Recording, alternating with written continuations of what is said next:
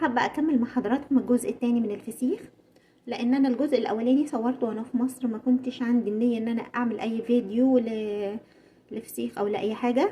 لكن لما التجربة كانت سيئة جدا ومريرة، اضطريت ان انا اعمله علشان انبه الناس منه، لان انا جبته بناء على يعني كتير قالوا لي ان هو احسن واحد.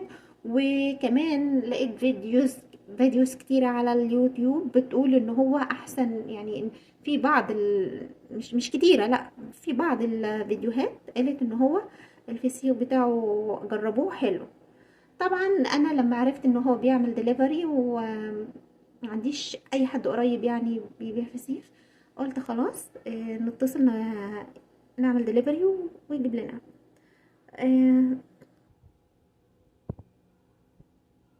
طلبنا بالفعل الفسيخ، وكان سعر الفسيخ لوحده 323، والخدمة التوصيل كانت 565، واتنين برطمانين لوحة 160.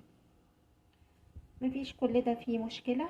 المشكلة كانت لما جربناه ولقينا طعمه نشادر، وزي ما قلت لحضراتكم وسيء جدا وفاسد وريحته نشادر، كل حاجة فيه وحشة. المهم اتصلت قلت لهم هنرجعه، مش محتاجينه، يعني حرام ان احنا هنرميه الباقي، يعني احنا ما كلناش منه اصلا، احنا جربناه. قال اوكي، هنخصم تمن الدليفري ونخصم تمن الجزء اللي اكلتوه.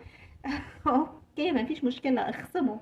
يعني كفاية ان الواحد يتسمم، لا وبيخصمه مش مشكلة يخصمه، انا ما عنديش مشاكل. المهم اللي حصل ان بالليل بعد منتصف الليل قمت حصل لي فود بورن إلنس.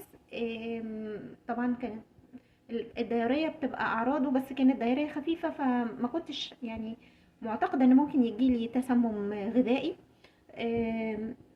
الترجيع كان رهيب، رهيب بمعنى الكلمة، ترجيع السنين كله، حاجة الله المستعان. قعدت 3 ايام لا قادرة اكل ولا اشرب، ولا مامتي ربنا يديها الصحة والعافية كانت بتعمل لي مسلوق، يعني مسلوق شوربة، خضار مسلوق، وما كنتش قادرة اكل ولا احط اي حاجة في بقي، يعني كنت باكله بالقوة.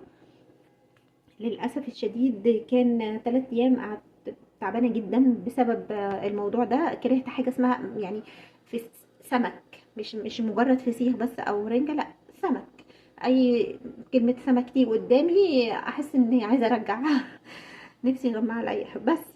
فحبيت انقل لكم التجربة علشان محدش يعني قبل ما تشتروا، بليز قبل ما تشتروا اي فسيخ، واحنا داخلين على موسم شم النسيم، وارجوكم راجعوا نفسكم 1000 مرة، ولازم تروحوا بنفسكم، ما تطلبوش دليفري وتشموه يعني تختبروه، يعني تعرفوا اذا كان فعلا صالح ولا فاسد للاكل. وشكرا.